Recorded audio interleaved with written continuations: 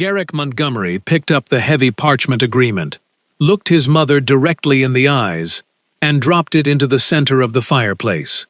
He did not hesitate or look away as the flames caught the thick paper, turning the labor of 14 regional families, 6 months of tense negotiations, and 4 separate legal teams into black ash in less than 3 seconds. The room went entirely cold despite the heat of the hearth, and nobody in the east parlor dared to breathe loud enough to disturb the smoke rising up the brick chimney. Outside the tall storm windows, a heavy summer downpour was turning the gravel drive into gray mud, and through the blurred glass, a lone young woman was straining against a stuck supply wagon, like the rest of the world had completely forgotten she was out there. Miriam Montgomery did not scream or raise her voice, which was always the most dangerous sign, choosing instead to keep her pale hands folded tightly over her dark silk apron, while her cold eyes tracked the final glowing ember of her family's reputation as it vanished into the grate. 14 young women sat in that formal room, dressed in their finest imported muslins and delicate silks, their hair arranged in perfect, identical curls that had taken their maids hours to complete before the carriages left the valley town. They had spent weeks practicing how to sit without creasing their skirts, how to accept a cup of tea without allowing the porcelain to click against the saucer, and how to look at the Montgomery heir without showing the deep dread that usually accompanied a human family meeting the ruling vampire lineage of the valley. Garrick stood before them with his winter-white hair catching the dim lamplight and his snow-pale skin looking completely bloodless against the dark velvet of his high-collared coat. He was not an unfeeling man, but the weight of their expectations and the transactional nature of the blood lineage pact had become too heavy to carry through another afternoon of false smiles and polite nods. Miss Dalton, the eldest daughter of the town banking magnate, had gone entirely white, while the youngest girl in the back row, who could not have been more than 18 years old, was already weeping silently into a lace handkerchief. Miriam moved away from the hearth, her steps making absolutely no sound on the heavy wool rug, as she pointed toward the side door that led to the covered veranda. She told her son that they needed to speak outside, where the guests could not hear them. But Garrick simply shook his head and adjusted his cuffs, his movements possessing the unearthly stillness that defined his kind. He told her there was nothing left to say in private that could not be stated openly in front of the people whose lives they were disrupting, for the sake of an old territory agreement. Miriam let out a short, sharp breath that sounded like a dry leaf scraping across stone, her disappointment becoming far more lethal than any physical weapon she could have drawn from her skirts. She reminded him that these 14 families had come to the estate in good faith to secure their safety and their trade routes for the next 30 years, and that they deserved a proper selection rather than a public insult. Garrick turned his back on his mother and faced the row of 14 pale faces, knowing he had not planned to burn the document when he woke up at 6 o'clock that morning. The action had come from his hands before his mind could fully process the consequence, the way a horse will sometimes bolt before the rider can tighten the reins. But now that it was done, he felt he owed them something resembling the truth. He told them he was genuinely sorry for the theater they had been forced to endure, acknowledging that every one of them had performed their social duties perfectly and without a single mistake. He explained that he could not stand in a warm parlor and pick a companion from a written list as if he were purchasing a parcel of prime timber or a new team of working oxen from the valley market. The silence returned to the room, heavier this time, until Miss Dalton cleared her throat and asked very quietly if there was someone else he had already chosen in secret. Before Garrick could answer her, a loud metallic crash echoed through the storm windows behind him, followed immediately by a sharp, bitter curse that was completely unsuited for a high society gathering in the Montgomery manor. Every head in the parlor turned toward the blurred glass, where a small, dark-haired woman was down on one knee in the deep mud beside a tilted supply wagon, her hands pressed flat against the wet earth as she pushed herself back up with total disregard for her ruined clothes. She did not cry out or look for help, She simply stared at her palm, which was bleeding visibly even through the heavy rain, before picking up a broken tree branch and jamming it beneath the rear axle to use as a lever. Garrick watched her through the glass as the downpour flattened her dark hair against her cheeks, her movements systematic and stubborn as she threw her entire weight against the wooden lever, without success. He asked his mother who the woman was, but Miriam merely pressed her thin lips together and said it was not the time or the place to discuss the outdoor staff. When he repeated the question, his voice dropping into the lower register that made the window pane vibrate slightly, Miriam explained that the girl was Maeve Higgins, a poor companion brought along by the Bradford family to manage their heavy luggage and tend to the carriage horses. She emphasized that Maeve was not a guest and was only there to serve the people who actually belonged in the parlor, suggesting that a footman would be sent out to handle the wagon once the storm cleared. Garrick looked toward the main entrance, where two large footmen were standing safely under the dry stone archway, simply watching the girl struggle in the mud, without moving a single inch to assist her.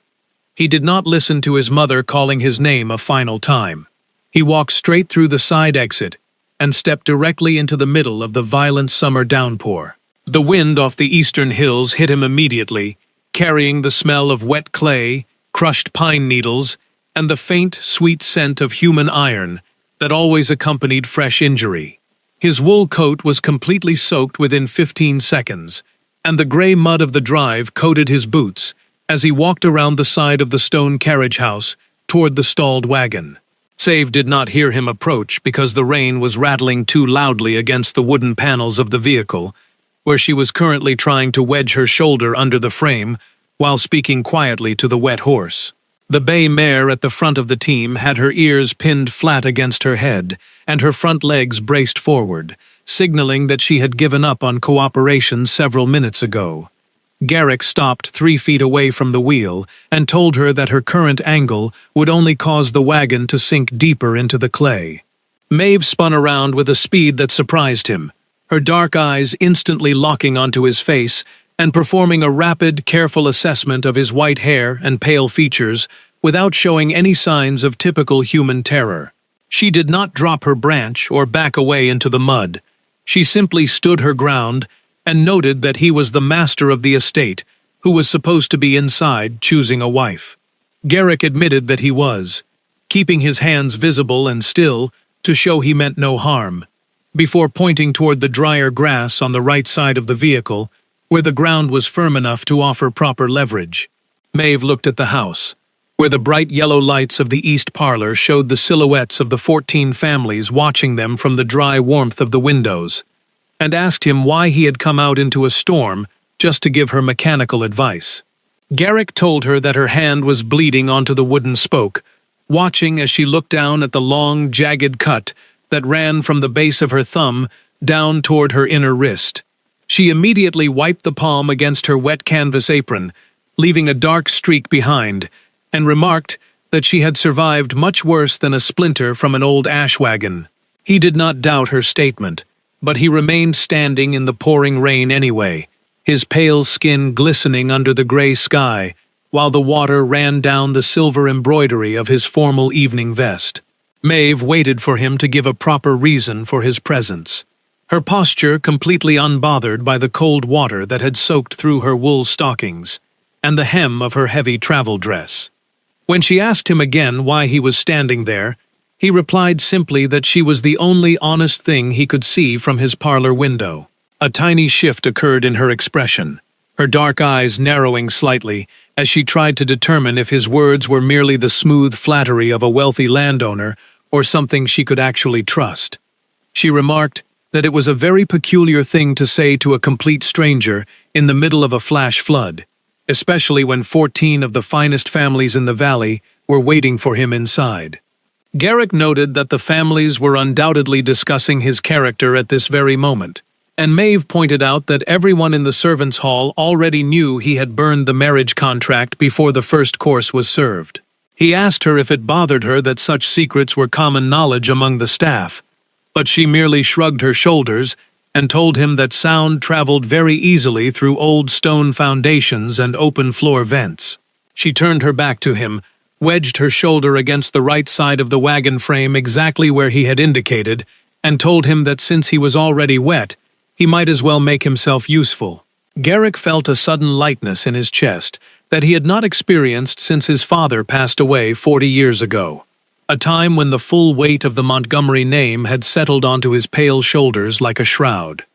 He moved to the opposite side of the stuck wheel, dug the heels of his leather boots into the slick mud, and gripped the iron rim with his bare hands. Maeve called out a count of 3 over the sound of the wind, and on the final word, they both threw their weight against the stubborn wood and iron. The wagon gave a loud, sucking groan as the clay finally released its hold, the frame leveling out so quickly that the bay mare let out a sharp snort of surprise. Maeve stumbled sideways as the weight shifted, her injured hand striking the iron axle with enough force to make her hiss through her teeth, before she quickly tucked the arm against her ribs and straightened her spine. Garrick reached out to steady her, his cold fingers briefly brushing against the wet wool of her sleeve, but she pulled back instantly and insisted she was perfectly fine.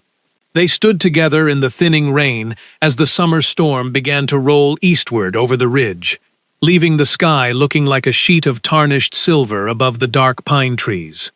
He told her she needed to come inside through the kitchen entrance so Mrs. Gable could clean the dirt from her wrist before the wound became infected. Maeve let out a short, dry laugh that lacked any real bitterness, pointing out that a companion had no business entering the main house through any door, while 14 wealthy families were occupying the rooms. Garrick told her that he was not asking her as a matter of social etiquette, but rather because he had no intention of returning to the parlor to select a name from his mother's ledger. He looked at her directly, his dark red eyes perfectly steady in the pale gray daylight, and explained that whatever difficulties followed this afternoon, he preferred to face them in the presence of someone who did not hide her thoughts.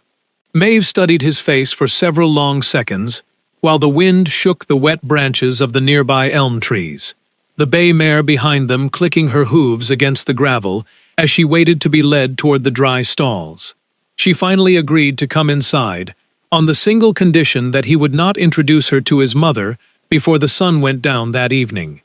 Garrick agreed to the terms without a smile, watching as she took the horse's leather bridle and began leading the team toward the stable with a deliberate, unhurried gait. He remained on the drive for several minutes after she vanished into the barn, looking down at his ruined velvet coat and the thick gray clay that covered his formal evening boots from toe to heel. He knew that tomorrow would bring a long succession of angry letters from regional lawyers and severe lectures from his mother regarding his duty to their species and their valley holdings. Yet as he walked toward the unlocked side door of the kitchen, he felt the cold constriction in his chest loosen for the first time in nearly half a century. The kitchen was completely warm when he entered, smelling of fresh yeast bread and old coffee grounds, and the 2 young kitchen maids immediately dropped their eyes to their cutting boards when they saw the master of the house dripping water onto the scrubbed pine floor. Maeve sat on a low wooden stool near the open hearth, using a basin of hot water and a square of clean linen that Mrs. Gable had left on the table before disappearing into the pantry. She worked with the quiet efficiency of someone who was accustomed to treating her own injuries, never flinching as she scrubbed the dark valley dirt from the edges of the long cut on her palm. The door swung open and Garrick entered the room, having changed into a dry linen shirt and a plain black wool coat that made his white hair stand out even more starkly against the brickwork. He did not ask for permission before pulling a second stool across the floor and sitting down directly across from her, his long, pale fingers resting on his knees as he watched her work. He noted that the injury was deep enough to require several stitches if she wanted to avoid a thick scar across her wrist.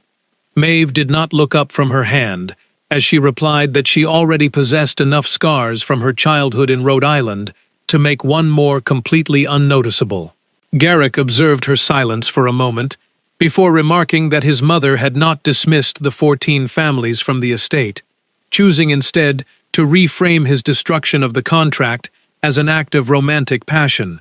He explained that Miriam was currently telling the guests that their heir was simply a man who refused to be bound by dry legal terms and needed to be won through personal merit rather than parental negotiation. Maeve tied the linen strip into a tight knot using her teeth, stating flatly that she had already heard Miss Dalton's mother repeating that exact phrase in the upper hallway 20 minutes ago. She asked him what he truly expected to achieve by sitting in a warm kitchen with a servant while his mother rebuilt her social trap in the front rooms.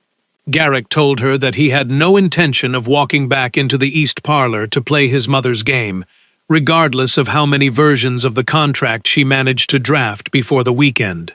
Maeve met his gaze, her dark eyes looking exceptionally clear against her pale, rain-washed skin, and asked him what he thought this sudden interest in her character was going to cost her. She reminded him that her cousin, Ida Bradford, was currently sitting in that front room because the Bradford timber business was $3,000 in debt to the regional banks and required a Montgomery alliance to survive the winter. She pointed out that Ida was not a malicious person, but simply a desperate one, and that his grand gestures of independence were going to fall directly onto the heads of 14 families who could not afford to return home empty-handed. Garrick admitted that his choices were selfish, but he explained that a person of his longevity, who married for the sake of a timber contract, eventually became a very specific kind of cruel to everyone under his roof. He told her that his own father had been a perfectly decent man who married a woman he did not choose for the sake of 40,000 acres of mountain land, and that they had spent 80 years being perfectly polite and completely miserable together. He did not want that coldness to infect the rest of his existence, and he refused to inflict that kind of quiet despair onto another human being for the sake of regional peace. The kitchen maids in the corner stopped their chopping entirely, their knives hovering over the carrots, until Garrick gently suggested that they take their baskets out to the root cellar for the rest of the hour. Once the heavy oak door clicked shut behind the servants, Maeve stood up from her stool and told him that she needed to return upstairs to check on Ida's dinner dress before the main bell rang at 6 o'clock. Garrick stood as well, his movements automatic and polite, and asked her if she would be present in the great dining hall when the first course was served to the guests. She reminded him that the staff always ate their salt pork and cornmeal at the long pine table in the kitchen, and that he still did not understand the true distance between their positions in this house. He told her that he wanted to know where she had lived before she entered the Bradford household, but she simply shook her head and said that her past was a very long and dry ledger that would not interest a Montgomery. She walked out of the kitchen without looking back, her damp skirts whispering against the stone flags as she navigated the narrow rear stairs that led to the third-floor servants' quarters. She found Ida Bradford sitting in front of the small walnut vanity mirror, her second-best blue poplin dress, already fastened at the throat, but her fingers trembling so hard she could not manage the ivory hairpins. Ida watched Maeve's reflection in the glass, noting the clean white linen wrapped around her cousin's wrist, and asked if it was true that the master of the estate had left his own parlor to help her with a broken wagon wheel. Maeve began unpinning her cousin's tangled curls, stating quietly that the wheel had simply been stuck in the clay and that Garrick had happened to be walking near the stables when it happened. Ida turned around on the low stool to look at Maeve directly, her eyes red from the dusty carriage ride and the quiet tension that had been building in the parlor all afternoon. She told Maeve that she had spent 3 hours smiling at a white-haired man who looked right through her as if she were nothing more than a pane of clear glass before he walked out into a storm for a servant. She explained that her father's creditors would not wait past the 1st of November, and that if she returned to their valley town without a promise of marriage, the Bradford mills would be sold at public auction on the courthouse steps. Maeve sat on the edge of the narrow cot behind the canvas dressing screen, telling her cousin that nothing had occurred between herself and Garrick except for a brief conversation regarding a horse and some wet mud. Ida warned her that Miriam Montgomery had already been asking Mrs. Gable about Maeve's background, including how many years she had been employed by the Bradford family, and where her father had lived before his death. She set her silver hairbrush down on the table with a sharp click, stating that she did not harbor any anger toward her cousin, but that she could not compete with whatever had transpired on the gravel drive during the downpour. Maeve stayed behind her screen until the dinner bell rang at 6 o'clock, listening as the great house shifted its weight into the evening routine, with the sound of silver serving trays clinking against china 3 floors below. She did not join the other servants in the kitchen for their evening meal. She remained on her cot with her hands folded over her chest, watching the moonlight move slowly across the white plaster ceiling. At 8 o'clock, the door to the small bedroom opened, and Mrs. Gable stood in the entryway with a brass oil lamp in her hand, stating that the master of the house requested Maeve's presence in the library immediately. Maeve walked down the long carpeted corridor alone, passing the closed doors of the formal dining room where she could still hear the bright, false laughter of the 14 mothers trying to catch Miriam's attention over the dessert course. She found the library door standing wide open as promised, the room smelling of old leather bindings, beeswax candles, and the sweet tobacco that Garrick's father used to smoke 50 years ago. Garrick was standing near the tall window that overlooked the black expanse of the south pasture, his hands tucked behind his back in that same motionless posture he had held during the afternoon. Maeve stopped just inside the doorway and noted that he had spent the fish course speaking exclusively to Miss Dalton, according to the gossip that the kitchen maids had carried up the back stairs before dinner. Garrick turned around, took a small folded piece of paper from his coat pocket, and held it out toward her across the dark mahogany writing desk. He explained that the paper was a formal letter addressed to his personal solicitor in the city of Richmond, authorizing a bank draft that would allow her to live completely independently in any town she chose. He told her there were no conditions or future expectations attached to the money, and that she could take the morning stagecoach toward the coast to start her own shop or buy a small cottage far away from the Montgomery family. Maeve looked down at the folded paper, but did not reach out her hand to take it, asking him why he was offering her a fortune when he barely knew the sound of her voice. He answered that he wanted her to possess a genuine choice, rather than the forced necessity that kept her cousin Ida sitting in a parlor performing for a man she feared. He explained that if she accepted the letter and left Pinecrest in the morning, he would return to the east parlor and select one of the 14 women to satisfy his mother's treaty, ensuring the Bradford Mills remained open. Maeve finally reached out her injured hand, her fingers steady as she took the warm paper from his palm, and told him that she would give him her answer before the sun reached the top of the stable roof the following morning. Maeve did not close her eyes for the remainder of the night. Sitting on the edge of her narrow cot with the Richmond Bank letter pressed against her knee while she watched the silver moonlight fade into the gray light of dawn. She knew that every sensible instinct she possessed was telling her to pack her single canvas bag, take the early stagecoach from the village corner, and never look back at this valley or its white-haired rulers. She could return to Providence, or buy a small piece of land near the sea, where no one would ever ask her to carry another family's luggage, or clean the mud from another landlord's carriage wheels. When Ida woke up at 5 o'clock to begin her morning toilet, she looked at Maeve's fully dressed figure and noted that the master had given her the power to change her life completely. Maeve replied that money and a real choice were not always the same thing, but Ida simply shook her head as she fastened her travel cloak and stated that to a person without a single dollar in their pocket, they looked identical. The house became active much earlier than usual because Miriam had rescheduled the formal morning meeting for 8:30, hoping to conclude the marriage arrangements before her son could find another way to disrupt the proceedings. Maeve spent the early hours carrying 3 heavy leather trunks down to the waiting Bradford carriage, her skin cold from the autumn mist that was rising off the stone walls of the stable yard. She did not see Garrick until she went into the main barn to check the bay mare's left fetlock, which had been swollen since the wagon had broken down the previous afternoon. Garrick stepped out from the shadow of the hayloft, his white hair looking almost silver in the early morning light that filtered through the high wooden slats of the barn. He asked her if she had read the letter he had given her in the library, and she replied that she had examined every line 3 times before the lamps had burned out in her room.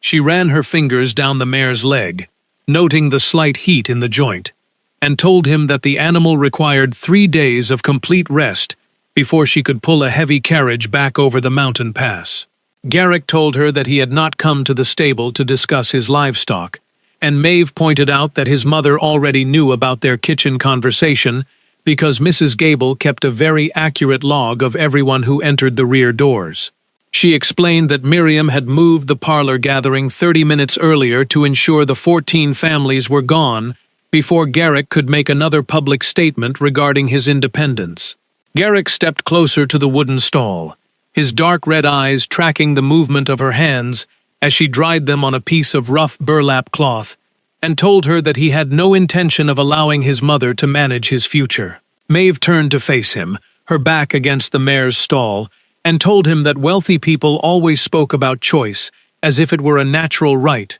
rather than a luxury, that had to be purchased with other people's labor. She pointed out that when he defied his mother, he called it a matter of high principle, but when the 14 girls returned to their towns without an alliance, they faced an immediate ruin that he would never have to witness.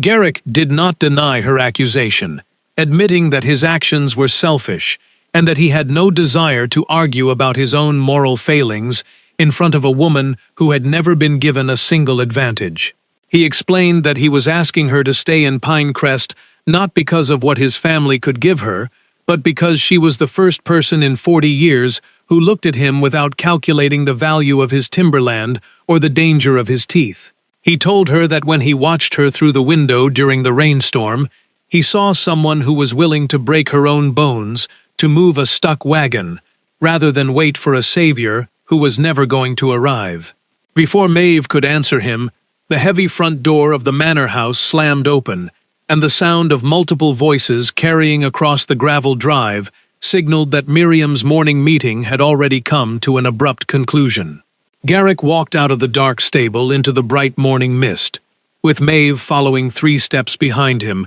to witness the final departure of the 14 regional families. Miriam Montgomery stood on the high stone steps of the porch, her dark silk dress perfectly pressed, and her pale hands resting on the iron railing as she watched her footman load the final trunk onto the Dalton coach. Ida Bradford was standing near the rear wheel of her family's carriage, her small traveling case held tightly in both hands as she watched her cousin emerge from the barn beside the white-haired heir. Ida did not wait for her father to call her from inside the coach. She walked directly across the damp gravel, stopped 2 feet away from Garrick, and told him that her cousin was a good person who did not deserve to be used as a weapon against his mother. Garrick looked down at the young human woman and assured her that he harbored no intention of causing Maeve any harm, acknowledging that she had entered his valley through no fault of her own. Ida turned her face toward Maeve, her expression entirely free of the false parlor manners she had worn for the past 2 days,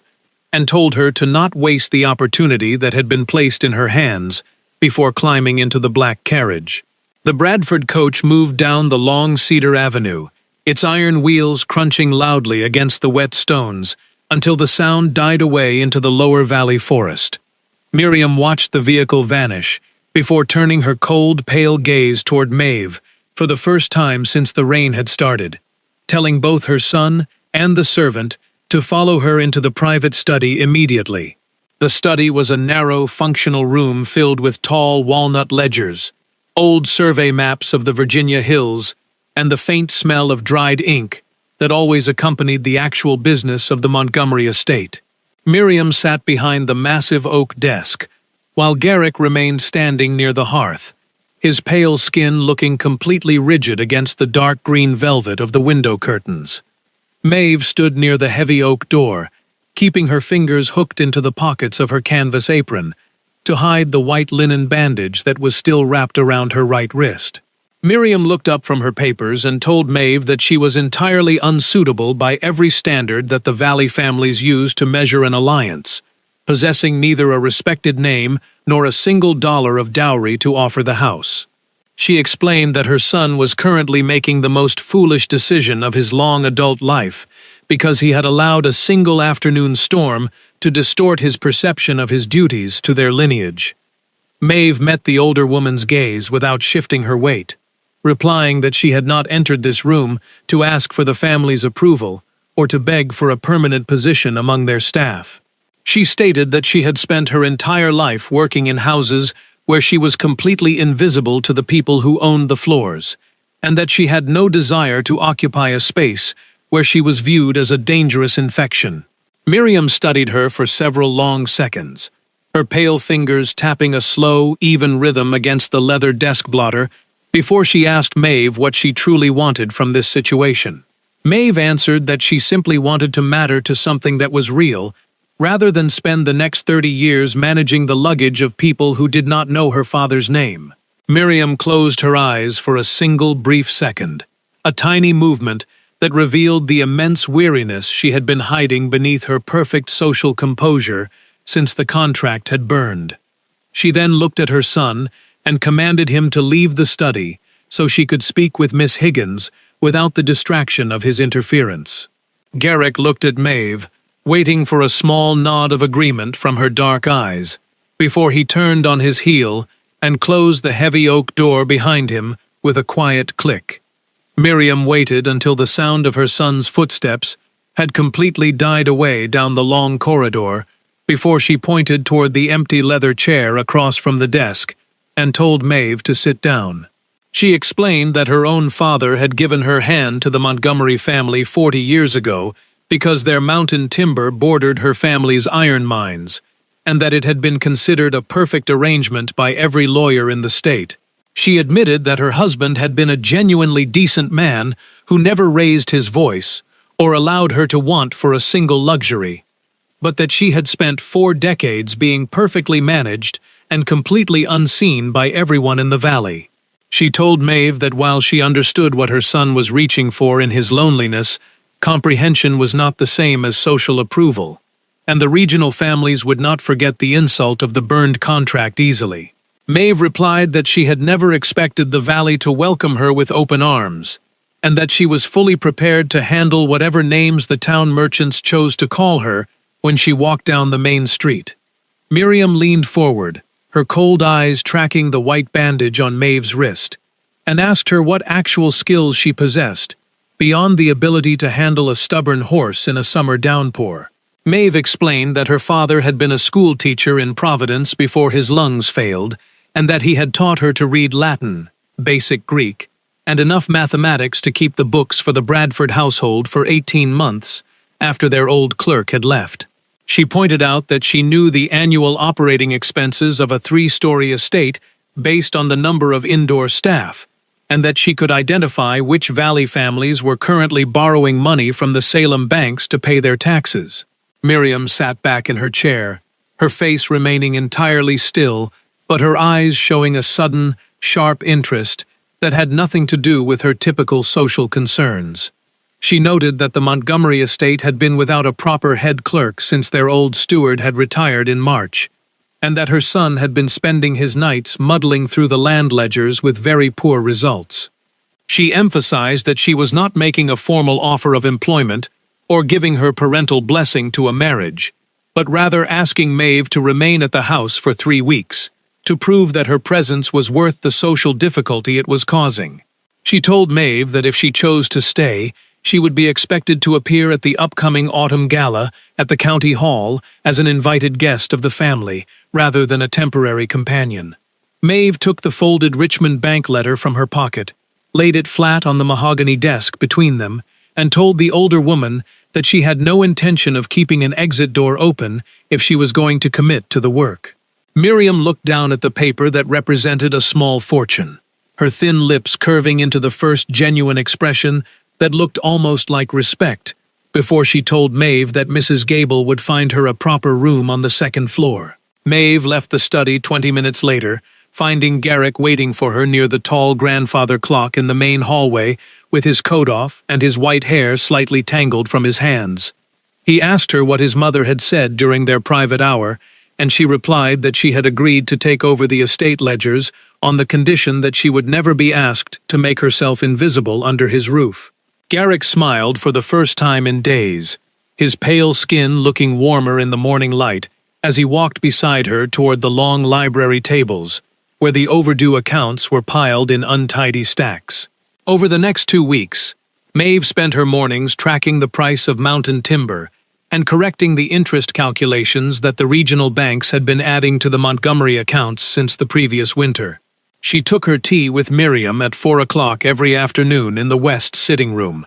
where they spent 60 minutes discussing the local families without a single mention of the 14 girls or the burned contract. The only real difficulty came from the town itself, where the servants' network had already spread a dozen's versions of the story regarding the stable girl who had captured the white-haired vampire king during a flash flood. The night of the Pinecrest Autumn Gala arrived with a clear, cold sky that smelled of frost and fallen oak leaves. The valley town down below lighting its street lamps early to welcome the regional landowners to the county hall. Maeve stood in front of the long mirror in her new second-floor bedroom, smoothing the skirts of a dark green wool dress that Aunt Beatrice had helped her secure from a professional seamstress in Salem. The garment possessed none of the delicate lace or bright silk embroidery that the Dalton daughter had worn, but it fit her shoulders perfectly and allowed her to move without the stiff, artificial posture of the valley elite. Garrick knocked on her door at 7 o'clock, dressed in a plain black velvet suit that made his pale skin look like carved marble under the flame of the oil lamps.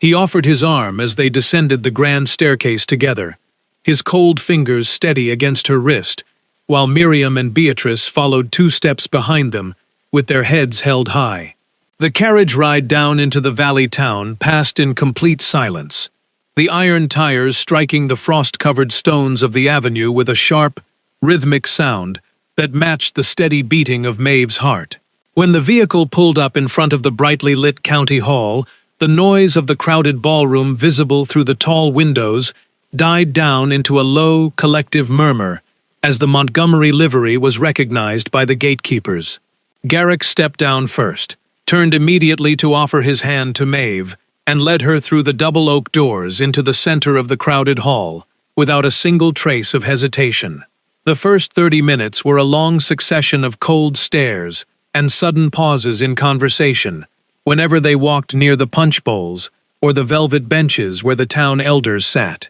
Maeve kept her chin up and her spine straight, meeting the eyes of every merchant and landowner who looked her way, until Mrs. Fenwick, the formidable head of the town charitable committee, walked directly across the floor toward them. Mrs. Fenwick ignored Garrick entirely, focusing her sharp eyes on Maeve's green dress, before stating that she had heard about the corrections that had been made to the Montgomery timber accounts the previous week.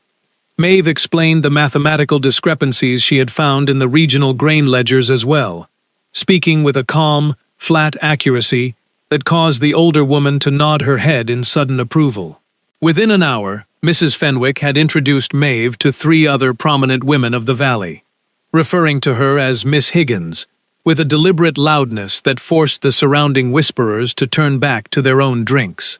Garrick remained 6 feet away during the entire conversation, keeping his promise to let her find her own footing among the townsfolk, without using his family's ancient authority to force their compliance. He only stepped forward when Judge Bradford, Ida's father, emerged from the crowd with a glass of dark wine in his hand and a very tired expression on his gray face. The judge stopped in front of Maeve, looked down at her small hand which still bore a faint pink line where the cut had healed, and told her that his daughter Ida had started her own small garden since returning from the estate. He explained that his daughter had spent her entire life performing at musical instruments she detested, because her mother believed it was necessary for a proper marriage match, and that she had finally refused to open the pianoforte again. He thanked Maeve for her honesty during the rainstorm, stating that his family would manage their bank debts through their own timber sales rather than relying on a transactional blood alliance to keep their mills running. Garrick shook the older man's hand with a quiet word of respect, before the music shifted into a slower, traditional valley dance, that brought the remaining couples toward the center of the polished floor. Garrick turned to Maeve, his white hair catching the silver reflection of the tin chandeliers above, and asked her if she would grant a poor dancer the privilege of the final set before the supper tables were laid out. She took his pale hand, her fingers finding a natural fit against his cold skin as they moved together into the slow rhythm of the valley music under the watchful eyes of 40 regional families. They did not move with the perfect dramatic elegance that his mother displayed, but they found a steady, unhurried pace that belonged entirely to them, completely unconcerned with the whispers that were still drifting from the corners of the hall. Maeve looked up into his dark red eyes, noting the complete stillness of his face and the absolute focus of his attention, which had not wavered since he had walked out into the downpour 3 weeks ago. As the music drew to its final quiet cadence, and the guests began to move toward the long dining tables at the rear of the hall, Maeve allowed herself to look out through the tall glass windows toward the dark ridge of the Virginia mountains. She knew that the path ahead of them would not be smooth or free from the long, persistent judgments of a county that valued old names and established bloodlines above all else. There would be mornings when the ledgers were heavy, and evenings when the town parlors remained closed to her presence, and she would have to earn every single inch of the ground she occupied through her own labor and intellect. Yet as she felt the steady warmth of her own blood pulsing against the cold weight of Garrick's hand, she knew she had left the narrow cot and the invisible life behind forever. She had not been rescued from her poverty or chosen like a passive name from a mother's ledger. She had burned her own exit door in the library embers and walked through the front gate of this valley on her own terms. The future was no longer a transactional arrangement designed by fearful parents in a closed room, but a vast, open territory that she had chosen to build with her own steady hands, alongside a man who had looked through a storm window and had the courage to walk out into the rain.